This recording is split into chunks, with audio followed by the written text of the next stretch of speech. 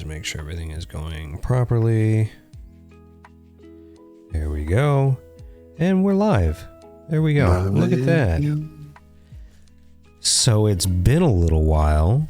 It has been a long while, my friend. So over the past few weeks, what just happened here? Oh, here we go. What do you mean just what happened? No, on my screen, everything went blank.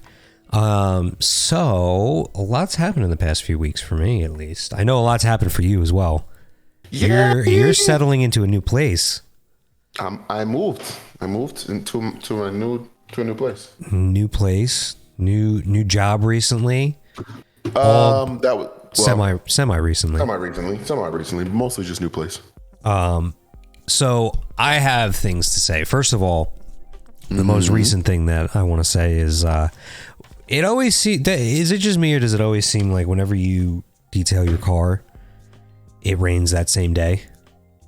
I spent 6 hours yesterday doing a full paint correction, interior detail, exterior detail, polish, ceramic coat, the whole nine. It rained 3 hours after I got home. And it's still raining. Like, the slap in the face that I needed was for it to just fucking rain. Oh, my eyes hurt. You good? We underscore R underscore the underscore bird brains. Yeah, underscore is the space in our name. Oh, I will figure you out, but I'm listening to you. So yeah, that was just a quick aside because of the fact that I'm agitated at the fact that I spent so much time detailing my car yesterday, the Subaru, and you want a minute? No, it's fine. I was getting pissed and I want to listen to you. I spent all that time taking care of my car, doing a paint correction, polishing, like everything, and it's now sitting in the rain. you know, maybe we should make this episode about unluck. I guess unluckiness. Is that a better way to put unluckiness? Unluckiness. Okay. The unfortunate facts of life that have seemed to affect us. Well, I also have another thing to say about what I did over spring break. We went to Disney. That's a movie, you know.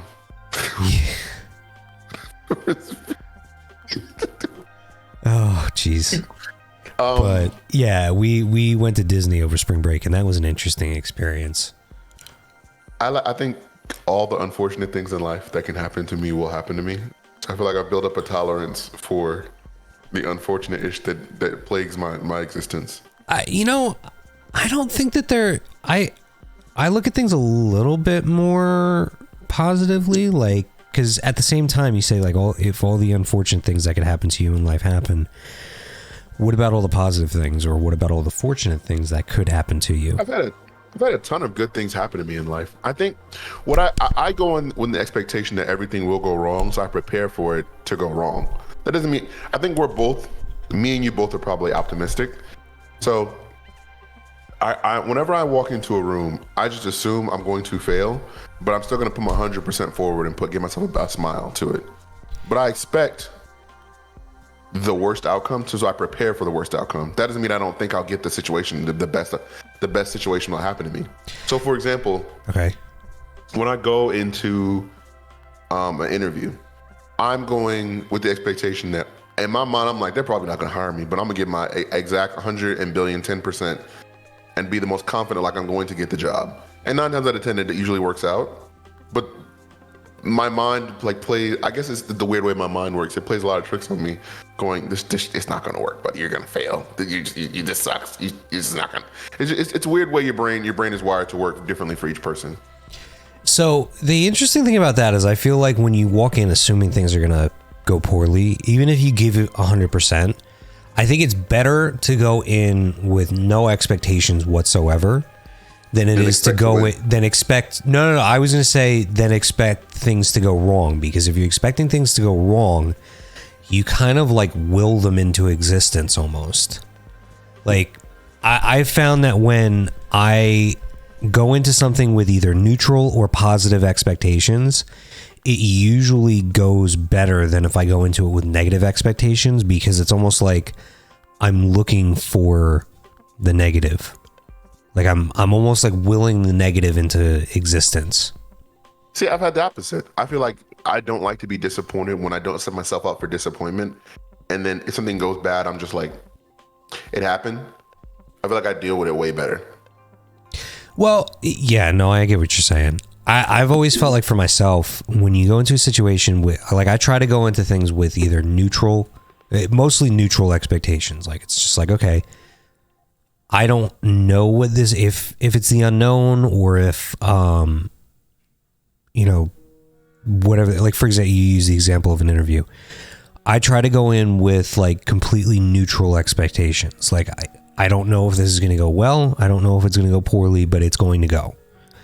And then, I've always taken the stance of, I'm going to control what I can control and let happen what I can't and just deal with it accordingly. And that's usually served me pretty well. Like, for example, when stuff will go wrong at work, I used to have a reputation, like my old boss used to think that I didn't care. And then because the world would be falling apart around me. And I'm like, all right, well, I guess I got to go fix this now. And like have no issues doing that. Now that eventually eroded and I would get like agitated and shit. But initially, and some of the most successful years that I had ever had, I had this like neutral, I'm just going to do what I can do and whatever's going to happen is going to happen type of attitude. And what ended up happening was he thought that I was, apathetic towards it. Like I didn't give a shit. And I was like, no, I care quite a bit actually, but this has already happened. I can't go back in time and prevent this from happening. So I'm just going to say like, okay, this already happened. What can I do? I can control what I do moving forward. And so I would say, okay, this happened. What needs to take place in order for it to be corrected? What do I need, what needs to happen now? And then I would put all my energy into making sure that whatever needed to happen now happened next. It's interesting. And that always helped me because the thing about it was it never really, it only fazed me for like a very short period of time. Like it would be like the initial shock of whatever's happening would hit me. And I'd be like, okay, I just need to go out and talk to more people. And this will all go away. I'll forget about it. And sure enough, I would go out, I would talk to more people, get more sales, and everything would be fine. So I always feel like having a neutral expectation is probably the best because you're open to whatever's going to happen.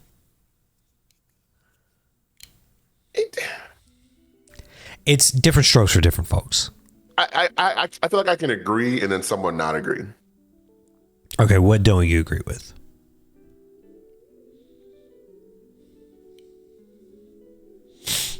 I feel like it's just the way you level. I think the level of it depends on between my mentality and your mentality is how you deal with failure. Like, yeah, for sure. Failure isn't. I think I've failed so much that I don't find failure to be like this debilitating, like crutch. Like I can't recover. I'm gonna die.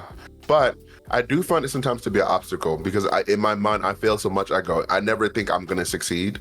Mm-hmm. But if I think about my life, I've done pretty well. I'm actually very, very fortunate and very, very lucky.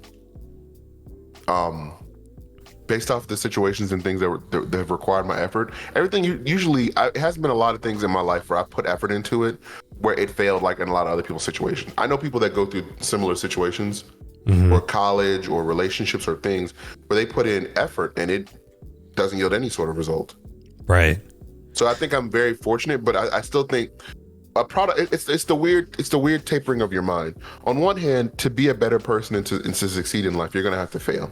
I can attribute that to every bit of me being good at anything is failure. I have failed so much, whether it's tests, whether it's being the dumbest dude in class, whether it's getting in trouble. The dumbest dude in class. The dumbest dude in class. I held that award a ton of times.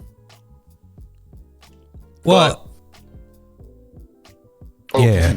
No. I was just gonna say, I think in order to move forward, you have to be sort of like okay with failure. Like you have to almost embrace failure in order to like move. Yeah, like it's gonna happen, and you don't really understand it until it does. And I think that it's important that you're like open to it. And then the flip, once you make it to the other side, it's weird because like I'll give you a personal example that I'm dealing with right now. Like for work, beginning in January, I started doing retirement plans for teachers within their 403B, which is, for anybody that doesn't know, 403B is the nonprofit and school version of a 401k. All right. So functionally the same, but it's for nonprofit entities. And so I've been doing 403Bs for teachers. I've been in schools since January. And it just now I went from January to the beginning of April and made a grand total of something like $1,000 over that period of time. And then all of a sudden, 3 months of work is starting to pay off, and I'm getting huge things just falling, right? It's like all of a sudden the dominoes started to fall. And then, so during that time, I'm like, well, I kind of get it. Like, oh, you got to put in the work. You got to build relationships. Like in my mind, especially at least in sales, for example, your situation now is the result of your previous 90 days worth of work. And so when the previous 90 days didn't exist, obviously you're not really going to get anything. Now that things are starting to fall, I'm like, I take what I do very seriously because I'm dealing with people's retirement. I'm dealing with their money. I'm dealing with their financial future. And in my mind, I'm like, I can't forget me. I can't fail them. You know what I mean? That's a fair way to put it. And so, like, if I fail myself, like, that's one thing because I'm the only one that's affected by that. I can pick myself up and I can keep going forward. If I fail them and I make a mistake for them, that's a much bigger problem because I'm not the only one that's affected. And so, in my mind, can't be taking people's. Well, no. It wouldn't be something like that. I'm joking. I know.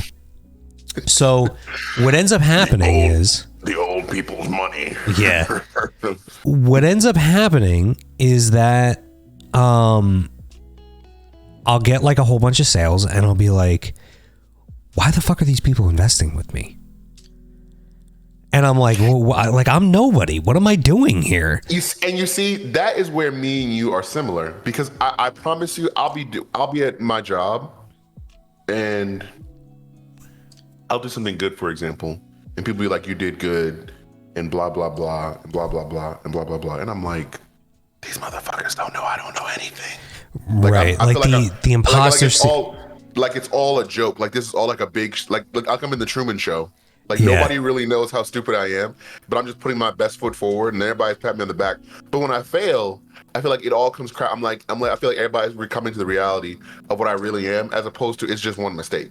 It's a weird way your brain is wired to like. It's like your brain is to be successful. You also almost have to have a level of self-defeat, right? Because it keeps me sharp. Yeah, I'm constantly trying to prove myself that I know what I'm supposed to be here. Yep. Yeah, I know exactly what you're saying. If I was just there and I expected to be there, I would have failed a long time ago. Yeah, because I would have fell apart. I'd have been like, it's like the imposter syndrome gets to you to a point where it's like, wow, how did I even get here? Right? Like you're looking around and you're like, what the fuck is even going on? Like I remember being at like sales conferences and being like, what am I doing here right now? And thinking like, how did I put, like, when I wasn't there, it was like, yeah, I totally deserved to be at that conference. And that was kind of how I would like, no, but like I would like almost will myself into the success of it. And then I'd be talking to people. I'm like, I don't do the level of work that these other people are doing. Why the fuck am I here?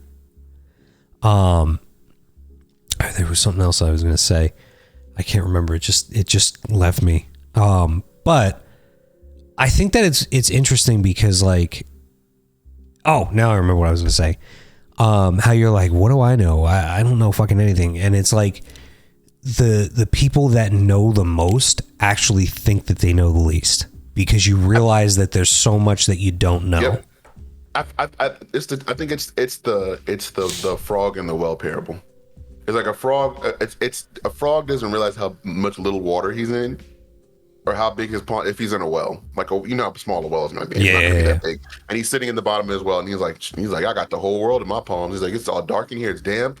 You know what I'm saying? This is the greatest life could be. And then he gets out of the well and sees like the whole ocean, and he's like, oh my God, he's overwhelmed because he's like, the reality of the fact is the world is so much more broad than. Yep. So that I really do believe in that sentiment, not to shame dumb people, because I'd be talking about myself. But the dumb people are the happiest people. Well, that's why they say ignorance is bliss. True. But yeah, like when you think about it, because it's one of those things where you realize, okay, there is so much that I am never going to know. Nope. No matter how hard I try, no matter how much information that I absorb in my lifetime, there's always going to be an absolutely unfathomable amount, excuse me, that I'm not going to be able to know. And so you realize like, oh yeah, I really don't know that much about anything. It makes it's so, and that sentiment is such a human. I thought about, I had those same thought processes when I was a younger kid. And it's funny because I got that. I never thought about that kind of conversation. And it's funny, I got that from a cartoon when I was like maybe 14, 15. I remember it because it's this episode of Justice League, right? The old animated show. Yeah. And this robot, it's a very profound. I don't know why this is in a movie. This is very profound for like a kid show. In one of the episodes, Lex Luthor, Superman, you know who they are. Yep. Help make this robot, and the robot goes about and he can copy anybody's ability. It can look at Superman, be a strong Superman. It can look at the Flash, be a strong Flash. And they beat it because when it looks at you, it also gets your weaknesses as plus your strengths. Okay. So it comes back, and what happens is the robot goes, I'll beat you guys later, blah blah blah. Saturday morning cartoons, and flies off into space. Sure. So then, like in real lifetime, it was 8 years, but in the show, it was like maybe 20 years. The robot flew off into space and literally went from civilization to civilization, observing them, copying them, from place to place to place to place. And he comes back and he's stronger than any being they had ever encountered before. Like stronger than Superman, stronger than anybody. Right. He just runs through everybody to get to Lex Luthor. And Lex Luthor's like, he's going to come here and kill me because I lied to him and told him that Superman was the enemy. He's going to come here and kill me. So he meets Lex and goes, why do you try so hard? What do you try to do? So you're like a normal guy. And Superman and Lex Luthor goes, he's like, the real question you're asking is not why do I try so hard? It's why you try so hard. And then he has this whole speech about, for all my flaws, I remember like little bits and pieces, not the whole speech. For all my flaws and all my pluses, I'm finite. He's like, in at some point, the life. This is the robot speaking. No, this is Lex Luthor speaking. He's like, for all my pluses and minuses, I'm finite. My life in this existence is like this little flame I have will be snuffed out. And he said maybe in 10 or 20 generations, y'all don't even know who I am. Mm-hmm. And he was like, that's the real purpose of being a human, is to seek out and try to be the best version of yourself and to continuously strive forward, knowing that the inevitability of death is always hanging on the horizon. Knowing that the ship will crash makes you push harder. And he's like, but you, Mr. Robot, are immortal. You have the ability to see everything and do anything and experience everything, see it from the beginning to the end. And he said the best part of the speech was, he was like, I found my purpose. Now you need to go find yours. And I remember as a little kid, I kind of got a part of that, but I didn't get it until as I got older. Yeah. Is that, especially we don't really push this in a lot of literature in the West, is that the fleetingness of human life is what makes it so profound. Knowing that I'll die, knowing that I'm going to burn out, is what gives me purpose to try to do new things. Yeah. Because if you could live forever, you wouldn't do shit. I don't know that you wouldn't do shit. I think that what would end up happening is you would probably spend a lot less time. Like, it would take longer. It'd take a lot longer. You know what I mean? Like you would be like, I got time. Apathy is death. Yeah. Yeah. 100%. The biggest crutches to civilization is apathy and procrastination. Mm-hmm. Because I mean, the amount of time I spent in the last, when did I move? How old was I moved here? When I was 26. I spent days just chilling in my bed, looking at my phone. Like if I could take all that time and be productive, I could have been a symphony orchestra piano level player. If I took all the time that I just spent mindlessly like doom scrolling and like used that time to get better at something, bro. Austin said your friend could make bank as a sex operator. Hasn't he said this before? Yeah, you do. I'm pretty sure he said this before. You should do voice acting. I think you'd be a good voice actor. I don't know, man. You have pretty good inflections. Maybe. I don't have the time for it. I don't have the time for anything extra. Like we say that every time. We say the same thing every time. I told you I want to so many things I want. I want to finish doing my deep sea diving courses. I want to learn piano. I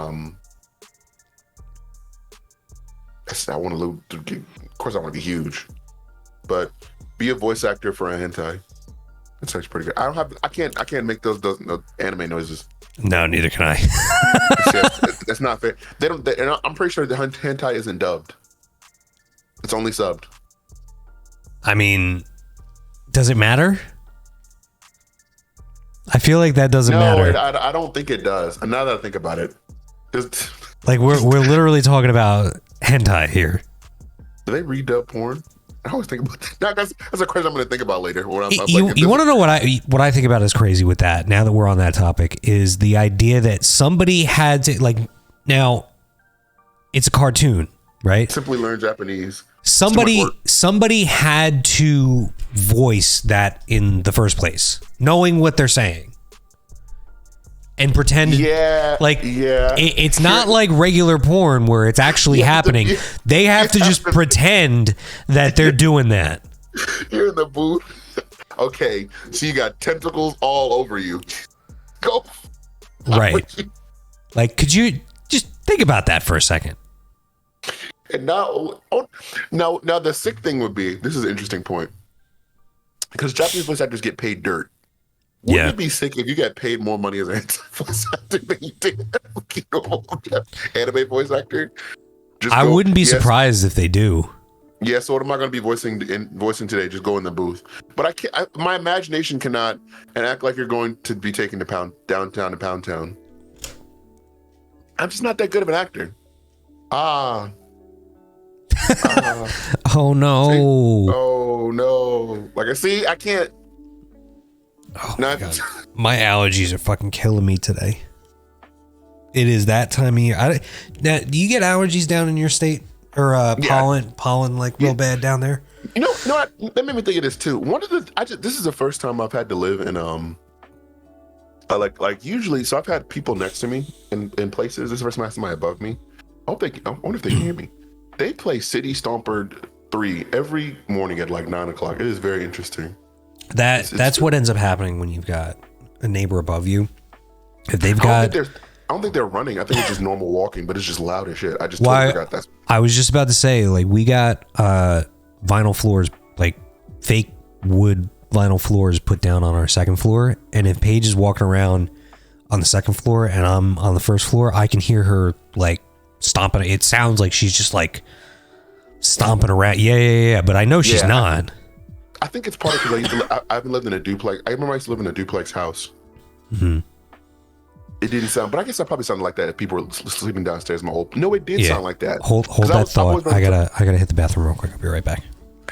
Take your time. How you doing, Austin?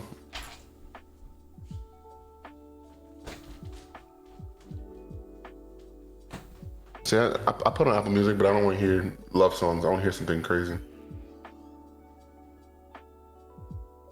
There we go. Way better. I'm moving it. I just finished moving. So I gotta hang up all my stuff. I just finished moving too. It's been a process, my friend. Been a process.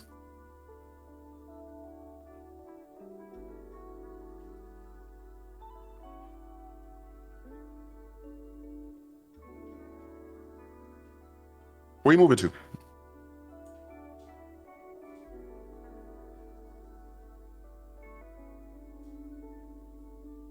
Mom. Gonna move into my sister's for about 2 months. Then a buddy and I are renting a house. Cool. That's cool. This just to live far. I don't know what state you live in. This just to live far from where you live at, or you? How's that process going? Gonna be.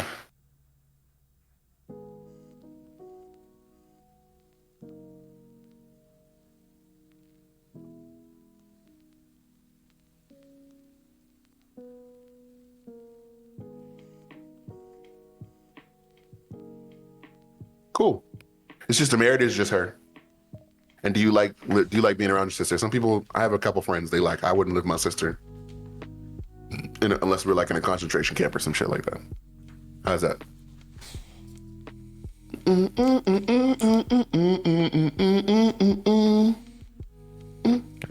Okay. Oh yeah, on a side note, guys, both of y'all, I'm gonna be, once I get this curtain for this window and hang up all these albums I have in the background. I just bought like 5 more. I have an addiction. I'm gonna do a complete playthrough of Resident Evil 4 remake. So look forward to that coming out And soon. I will not be watching that. Okay, you don't have to. It's gonna be too scary for you. I might watch it. No, I it's mean, fine. I feel like watching it would be different than actually playing it. Like I could put it on my like phone. I think Resident Evil isn't scary. Resident Evil 4 isn't scary at all. I think I got scared when I was a little kid because it was, I like make the game dark. But basically, that's like the least. It's my favorite Resident Evil game because it's not scary. It's funny. Leon's like damn Captain America game. They made him like, so in the game. Part of the joy of that for me, it's why it's in my top 10, is that usually the horror movie protagonists are like weak, like you can barely shoot and Yeah. not Leon be doing backflip kicks and doing DDTs and suplexes to these zombies, and like jumps out of windows. Like this is meme about, it's like an old zombie level eldritch horror. Leon with a pistol and a knife. It's like when I mean it is like he does the most wild, outlandish movie level like it's like Jean-Claude Van Damme or like somebody from a Fast and Furious movie and like a zombie movie. It's like that. All like right. This, like obviously not a normal human taking on like eldritch level threats. It's like the funniest shit to be. When I was a kid, I was like, there's no way. Like I would jump through windows and like break somebody's neck. I was like, there's no way Leon just did that with like a bicycle kick to the head. It's like I didn't know this was Mortal Kombat. Bro, no, literally every finishing move. Okay, if somebody throws a chainsaw to you, like they rushes you with a chainsaw, I can whip out my butterfly knife and catch the chainsaw like this, and then throw them off. Do you understand? Do you understand how stupid that is? Or like if I get a clean headshot, I can instantly rush you and then do a Power Rangers level side kick like this, and like bicycle kick you in the head, instant death. That's hilarious. If I hear a zombie and I shoot you in the head behind you, I can do a suplex and just and do a full back mid fight and then get back up and pull another clip out. Instant death. Or like it just do like they'll throw like zombies will throw stuff at you and he'll legit Power Ranger backflip over like a barrel over like some stuff. It's hilarious to me. That's why I love All that right, game. I guess I'm gonna have to watch it now. That's why I like. I still gotta finish. There are games that I need to finish. I gotta finish Dead Space. I gotta finish Quantum Break. I never finished Quantum Break. I feel like that should be. I should probably resume that next because it's been almost exactly a year since I started Quantum Break and never finished it. I'm like 3/4 of the way done, so like we're almost there. I said I was gonna stream. I still want to hold to that. That I want to stream all of my top 10 games at some point. I still have Fallout downloaded, which I never streamed before. Fallout New Vegas, and I never streamed Resident Evil. But Fallout New Vegas is kind of boring, so I don't know if people are gonna stay for that. I like it because you'll have to just be extra entertaining then. Yeah, it's one of those like it's dry, but I like it. I feel like I like it because at that point in my life, my life was really hectic. It was a very dry, like chilled, walk around, shoot stuff, and then be a marauder and blow stuff. It was very chill, but I enjoy it with that level. Of course. You know what game I just finished recently actually too was Vampire. I heard of that. So it came out probably. Is that like Soul Reaver or like Legacy of Kain? It's like not like those games, is it? I guess it's kind of like a similar style. Those are good. Why don't we get remixed to those? I don't know. I'm those pretty are sure. Really good. I'm pretty sure a studio bought them and then buried the project. Because, like, they were so really good games. I remember being in college playing Legacy of Kain. Yeah, Soul Reaver or Legacy of Kain. I got Soul Reaver on PS2 at one point, and I could not, like, I was so young that I couldn't figure out how to get past, like, the first level because it was a puzzle. I didn't realize it was a puzzle game. I thought it was like a... No, everything was copying Tomb Raider at that point. Every game was just basically Tomb Raider with different graphics. See, I never played Tomb Raider. I have one of the Tomb Raiders for PS4, and I never get past, like, it doesn't hold my attention. But that's so funny. We're so different because I remember. So my babysitter, she would let her kid. That was one of my first interesting realities of video gaming. My parents did not let me play anything that was past my age. So when I was a kid, I played kids games. When I was a teenager, I barely played teenager games. When I was mature, my parents didn't care anymore. I was grown. I could play what I want to. My babysitter, she just lets play anything. So we were playing like Tomb Raider and like Halo when we were like 11. Yeah. But it's funny, if you had played Tomb Raider when it first came out, I remember in my mind as a kid going, it's funny how now people are very clear about this is a copy, this movie's copying this movie. Bro, every game was just there was no puzzle games, and then Tomb Raider came out and everything was a shoot 'em up side scroller with puzzles. Every game. That's why I can't play Jedi Fallen Order. It's not that I hate it. It's just I did so much of that style of game when I was younger. I'm like, I cannot play this type of game anymore. So yeah, I guess. I mean, do you think Jedi Fallen Order is a copy of Tomb Raider, or like just it's literally the same game. Really? It's interesting. If you play original Tomb Raider, like the way it's run, they're all the same game. It's the same. The random enemies here. You gain abilities and moves as you progress through. Random puzzles, bigger boss fights, quick time events. And when I mean it, I have played that style of game to death. Soul Reaver was like that. Yeah, but then that also would make like literally every game that's single player. God of War. God of War. Most God of War was a pretty good copy too. Dead Space. There's quick time events in that. But see, they don't make them bad. I know what a good example is. Notice how every superhero game now is copying Batman Arkham Asylum. See, honestly, the only superhero games I've played is Arkham Knight and Arkham City. Arkham Asylum was the first one, right? Yeah, Arkham Asylum was the first one that came out, and then every superhero game, like the Spider-Man game or the new God of War game, a little bit. Well, he actually pretty progressively too. The new God of War game, Spider-Man, all these others. Pretty much the single player experience before was kind of more tailored to like Tomb Raider, kind of how God of War 2 and 3 are. Right. Like you random waves of why do I keep it in my mic? Random waves of enemies and puzzles. Yeah. As you progress through, you get. But then God of War, Batman Arkham Asylum came out, and it was like, oh, you can do chain combo. You can be more RPG style based. Well, a little more customization. Yeah, still a bit more the same, but at the same time, I feel like the reason for that is also because Batman, like the Arkham games, figured out the physical mechanics of how to make it work. Yeah, see, it's different. Like, and that's the reason that like they always say like, oh, there's never going to be a Flash video game because of the fact that there's no way to make the mechanics work that would make sense in a video game. It's the same way I feel like with a good Superman game. Like if I was just an unkillable demigod superhuman, like there would be no game. Right. Like you can't do it. The only way that games with those characters work are like Mortal Kombat style games like Injustice, where they're fighting games and it's like there's bursts of speed, bursts of this, and it's like the assumption is that this person can be killed. Yep. Well, to a degree, the Flash ain't beating Darkseid, but you know what I mean. Yeah, but like you can kind of like if you play through the actual story mode in those games, the character matchups make sense.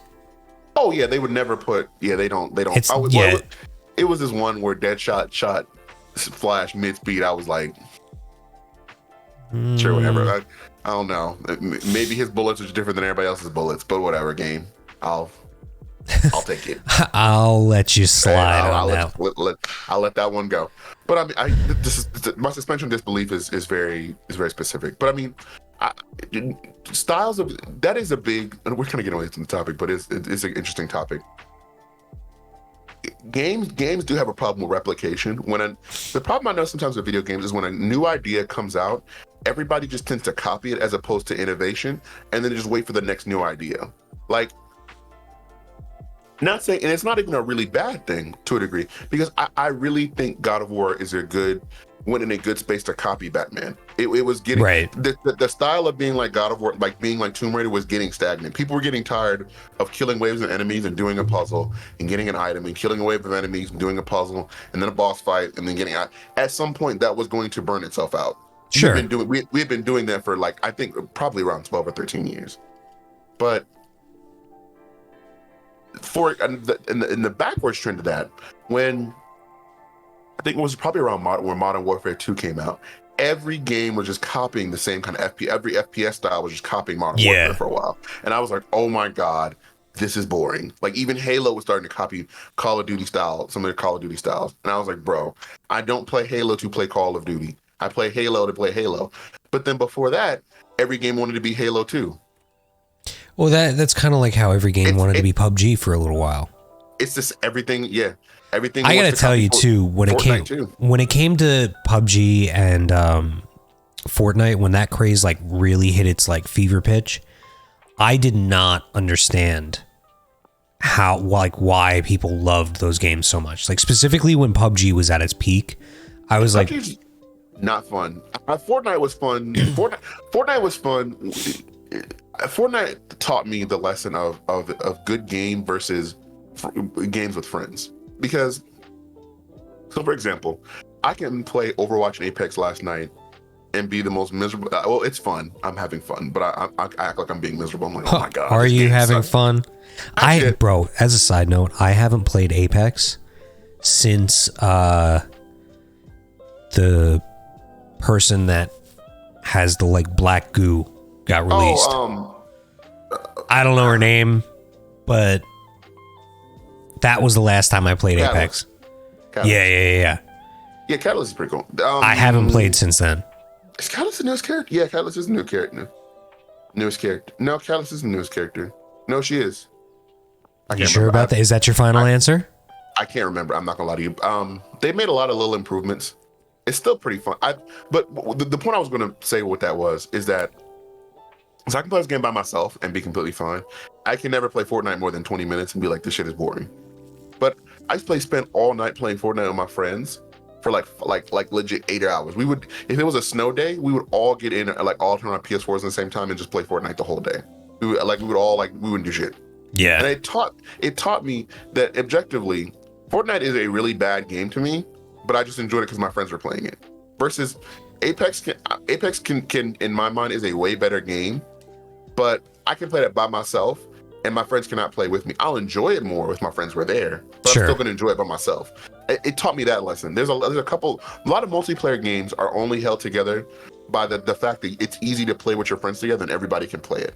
That's I feel like Fortnite found its niche, is it was easy to play, it was free, it was flashy and colorful, and anybody could play it, and then all your friends were playing it. A 4 people person party is pretty high stakes play, and it's not like Destiny or CS:GO or like Counter. You know what I mean? But like the thing is too, like that was the first. I feel like that was one of the first games that popularized the like free to play in like major AAA. Like, would you consider that like a AAA release, even though it's technically a beta? Yeah. I mean, it made it.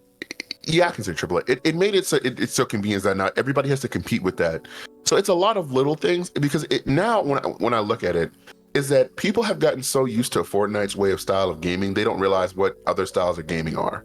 Like a big thing with Overwatch, right? This is an interesting conversation I have with people, is that so Overwatch right now is like, it's free to play, battle pass, blah blah blah, pretty much same system as Apex.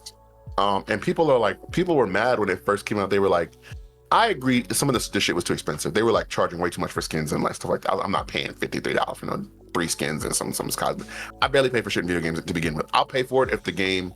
I'll buy stuff if the game to support a game that I'm playing if it's free to play. Yeah, I feel like it's just the thing to do. If you like a game, put money into it. But at the same point, I'm not gonna burn my wallet up for like a one cosmetic $55. right. But so the sentiment online was like people were like, they should just bring back loot boxes. Why aren't there loot boxes? And people were like, oh, the reason Overwatch is failing is because they don't have loot boxes. And I'm like, no, the reason this shit is failing is because the core, their matchmaking is ass and the core gameplay is kind of stagnant. But y'all I don't understand the sentiment of wanting a free-to-play game with free stuff. That just doesn't mathematically where would they make any amount of money from you? Well, but that's the thing is that I feel like a lot of people don't understand the calculus behind they need to make money. Like people need to get paid to keep the game going. Yeah. And if they need to get paid, somebody has to make money somewhere. Like I don't think that people understand that when you make a game free to play, it actually makes more money in the long run than a game where you charge $60. You get everything else for free. And yeah, exactly. See, both of those mechanics, I can complain about both of those. Like, for example, I don't like when you pay $60 and then you lock the game to charge me for DLC. That I hate. On the same token, I don't like overpriced stuff in free-to-play games because I do want to support you, but I'm just not going to pay that much money for something. And I probably dropped like a lot of money. My Apex account has a lot of stuff that I bought and played and put hours and time into. It's worth a lot of money for me. I'd pay a good bit of money for my Apex account. Sure. But, like, it's not the end all be all do all. Like, I'm going to die if I don't have this. It's just cosmetics. Too. Right. So it's a weird. Also, too, I feel like free to play games, like, it's like a drug dealer mentality. It's like you get the first hit for free, but if you want the rest, you got to pay. I mean, Apex, that's why Apex is so good. The season 1 and 2 of Apex, if y'all go back and look at how much free stuff you used to get at Apex versus what you get now, y'all would be I didn't buy anything till like season 6. I have so many free, no, I bought the battle pass. Besides, like, just free stuff, that wasn't like the $9 battle pass, was like skin after skin after skin, Amazon skin, Flatline skin, this skin, battle, all these like charms and diving, that was all free. Versus now, you have to like damn near give your left arm to get anything for free at Apex now. I know. It makes sense. I get the business model, but I'm not gonna fall. There's different ways that works and different ways that doesn't work, and companies handle it better than others. Like, for example, EA is like the prime example of like scalping people for money. They will do whatever they can to suck any amount of coin out of your pocket. Like, Lily will take a hose and put it into your wallet and turn it on. And then Nintendo is opposite. They're bad. EA is bad with the whole free-to-play game thing because they're ruining Apex and other games with that. The same thing they did with Star Wars with cash grab after cash. How can we suck the most money out of stuff? Yeah. And as long as you're not locking and making the game, that's a problem I have. When you make the core gameplay worse, trying to suck money out.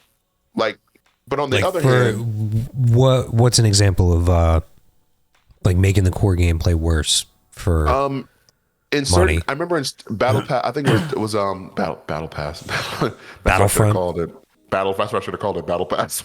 You couldn't unlock certain. You had to unlock certain Jedi characters. So Darth Maul. You had to Rey, pay for it. And some of them so you basically what you're saying is if you make it pay to win.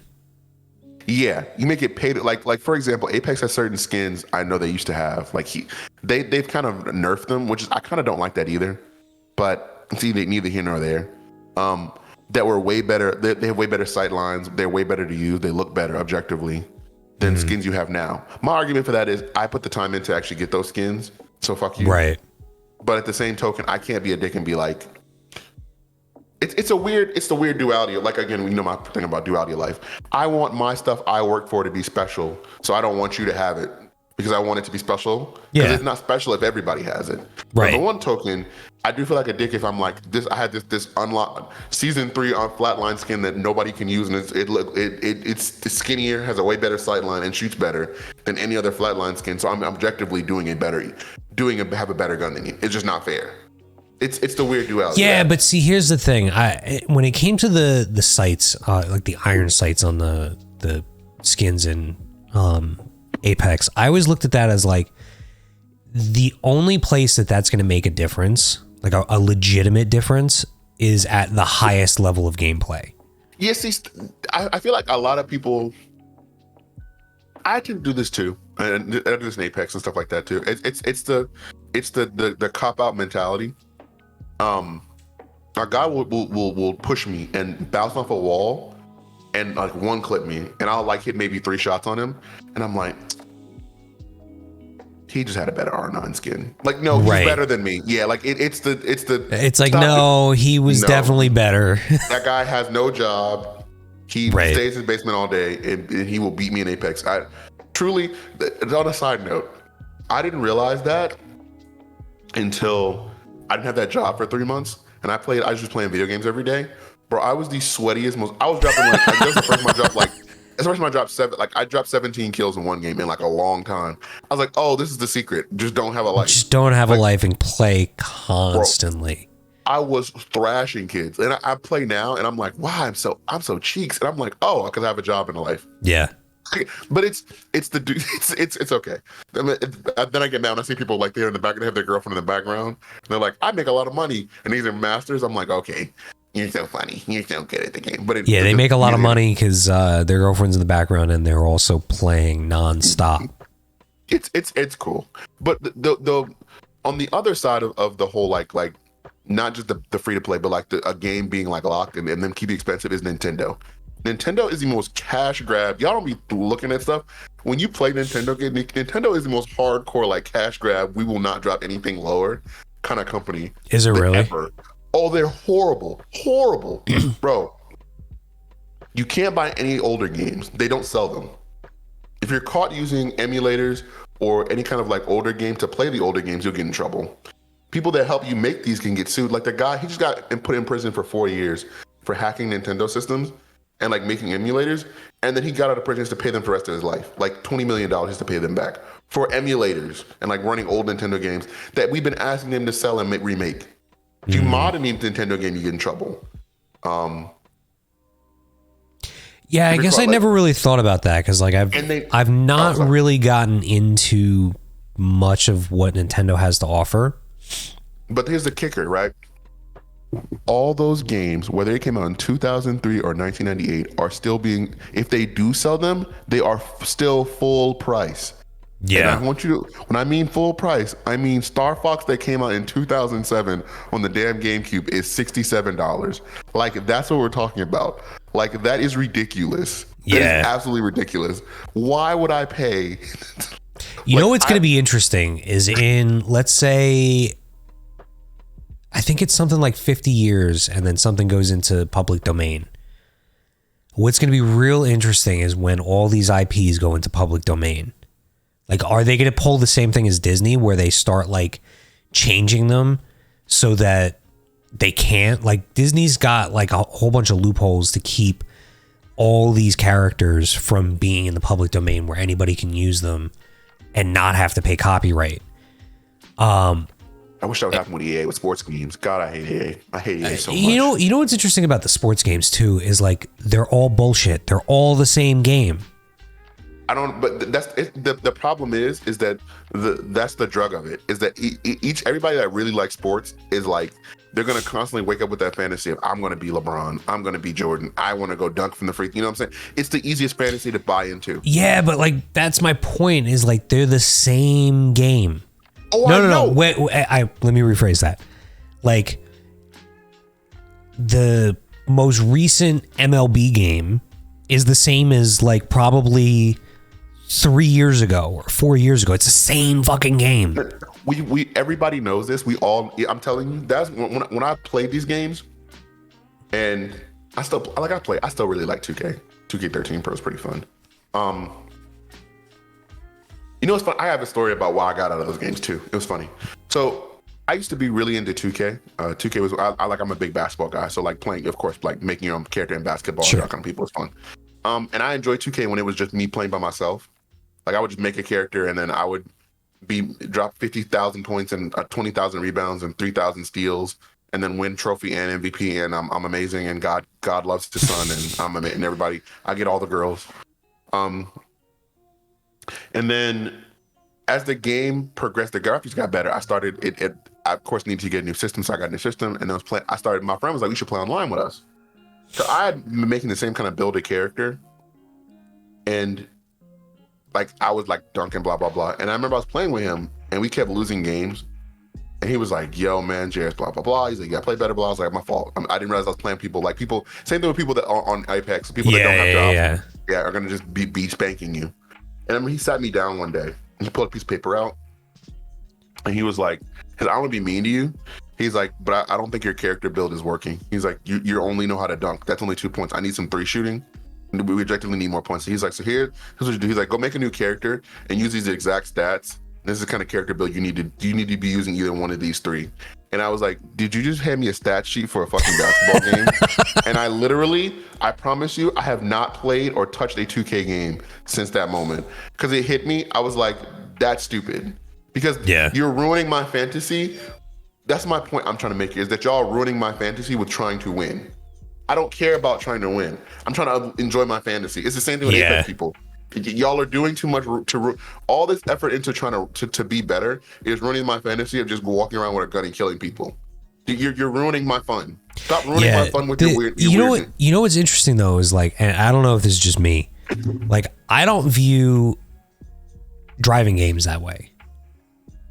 Like for example, no, but what if you had to competitively do it and people were like, you can only use these 3 cars? And you can only use this type of wheels, and you can only use this type of. You'd be like, okay, dude. Like, so that's the interesting thing is for me, that would be fun. So for example, with like in racing, there's like they call them spec leagues, like in real life, they call them spec leagues, like Spec Miata, Spec whatever, where it's like okay. The goal is to make every single car as evenly matched as possible so that everything is down to driver skill and like how you're as a driver able to extract every last bit of speed out of that particular vehicle. And so it's interesting because like maybe this is just because it's something that I'm interested in, but like if you look at the progression of the Gran Turismo games, they're very similar to like regular sports games. The only thing that changes are the graphics. The graphics get incrementally better every iteration. And what I've noticed is like I find myself only buying every like 2 or 3 iterations of that game. So like I bought Gran Turismo Sport, which is an online only like there's no like career mode in Gran Turismo Sport. And then I think it was like Gran Turismo 5 and 6 came out and I was like, nah, I'm good. And then 7 came out and the graphics were a big jump. And I was like, okay, now I want, and like the simulator version of, because it basically Gran Turismo is like a simulator. And so I feel like it's like one of those things where it's like, why buy every version of the game when you're only getting incremental increases and they're just making a full fucking cash grab? But see, it's so funny that you know that and I know that, because like the fantasy that they're selling for that game is what keeps that alive. But the problem is that my problem is I don't want to fund. I can't fund bad gameplay. It's like I don't buy tickets to bad movies. Right. And as my mind is a consumer, I just can't allow myself to do that. It's just me mentally. And for 2K to be objectively making the game worse. Like I don't play basketball games to be super hyper realistic and learn all these like pick and roll high center. Like I didn't play that. I want to go dunk from the free throw line and do like a backflip. You know what I'm saying? Right. But like there were games like that, but EA franchised all those people out, and like you cannot buy a sports game that's not sold by EA. They have effectively made it. Just like you said, like with the rights, you literally no company can sell a sports game besides EA. So all the fantasy, that to me is like the problem when you can't buy. That's why you don't see anymore. It's not because nobody wants to make them. It's because EA literally you legally cannot sell a sports game if you are not EA.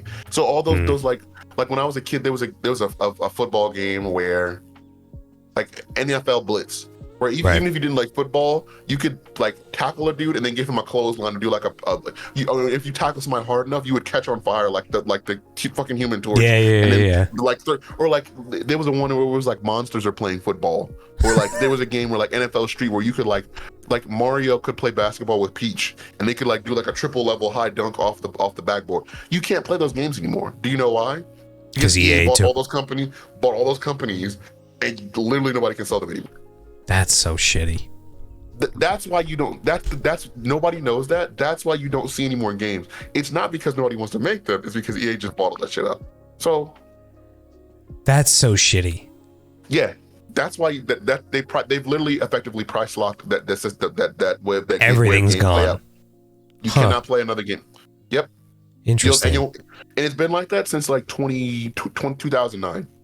2009 was like the last year you could like come out there, and even when companies try to, they still like it doesn't. Either what happens is either they do this is a loophole too, so they buy up the players' names and the players' likenesses and their jerseys. So you'll have none if you say, for example, Michael Jordan was like, I want to make a Michael Jordan game, he'll be like, that's great, you just can't use your name. You can say Tim Doug's basketball game 2023. That sucks. Yeah, they've done, and it's not just basketball, it's every sport. Yeah. All sports. No. Anytime that like one company buys all the rights to anything, and they why are we allowing a monopoly? Right, like why are we allowing one company to own all the rights to this stuff? It doesn't make any sense. Don't ask me. Doesn't make any sense to me why we allow that. You see, and the, like common sense should feed into that's a bad way to do business. Yeah, it's a very bad way to do business because like it's like with auto manufacturers, they'll buy up patents and then shelve them so that they don't have to do anything with them. You know, like there are companies that will literally buy up patents on things that they don't necessarily want to have to create.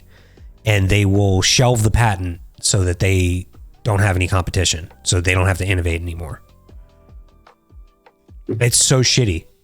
What I don't understand is, it's just interesting to me is why we allow that. That's more. It's funny as America prides itself on competition, free market. But if you think about a lot of the things in the entertainment industry or the tech industry, like it is such a monopoly. Yeah. Like good luck buying a phone or any kind of technology that doesn't have a piece of Samsung in it. Well, yeah. So like when it comes to like physical stuff though, I feel like it's a little bit different, and I'll tell you why. Like for example, the Samsung tech. Like Samsung, so for example, when you think about like why is the iPhone made in China? Right? Or assembled in China. On top of the fact that they've basically got slave labor, they're geographically on top of the slave labor. On top of the fact that it's basically slave labor, they're geographically positioned in a central point to all of the places where the materials are created. So like when you mine the natural resources, like they're in the center of where all this stuff is created, right? So they have a geographical advantage. So even if they charged the same labor rates as us, they would be able to do it cheaper because there's less time. It takes less time and money to ship materials to them. Whereas we would have to, it would just take longer and be less cost effective in order for us to build it here, right? So like it makes more sense to me why physical things are like that. Like when you say, okay, all these panels are made in fucking South Korea. Well, where is the supply chain set up? You know, like, does it make geographical sense for this particular component to always come out of that part of the world? And on top of that, like, in a perfect world, obviously this will never exist, but in a perfect world, that shouldn't matter. It should be like, okay, it makes the most sense for us to make all of this in this area because of reason XYZ, like whatever it is. It shouldn't matter that one country has like the majority export of whatever. Well, see, from a country standpoint, I don't mind it because, like, for example, if like pineapples come from Hawaii or Sure. cotton comes from the Himalaya, like, I get that, or dye comes from India, I get that. That's not what I'm saying. You know what I'm saying? That's always going to be true because certain things are not going to grow or be highly producible without slave labor in certain places. It's just true. Like, that the nuances of that are never not going to be understood. What I mean by stuff like that is more like, I can't. Maybe the Samsung bit was a little bit too much. I think that's a bit extreme. I just think it's interesting that Samsung has such a, like, well, maybe that's more of a production, a test of their production quality as opposed to a monopoly they have on cell phone parts. Mm-hmm. A better example that would be like Viacom, okay, or like Time Warner. Like, imagine watching. If I told you to not watch a show that wasn't run by Time Warner or Viacom, could you? I honestly don't even know. I'm assuming the answer is going to be no. No. If you look up what the umbrella of what sits under Viacom and Time Warner, you'd be like shocked. I'm sure I would be. Like, pretty much that's like damn near 98% of what you're watching. And right. Not even on Netflix is like that same thing. I'm like not Netflix surprised. I'm not surprised one bit. And it's only two companies, or trying to get a food product that's not based through Nestle, PepsiCo. They're all this. It's interesting to me. Like, that's the interesting part about the conversation around free marketing and capitalism. Right. I don't think it's a political thing. No. It is what it is. But I mean, we're wrapping up soon anyway, so we can go off the rails in the last 5 minutes.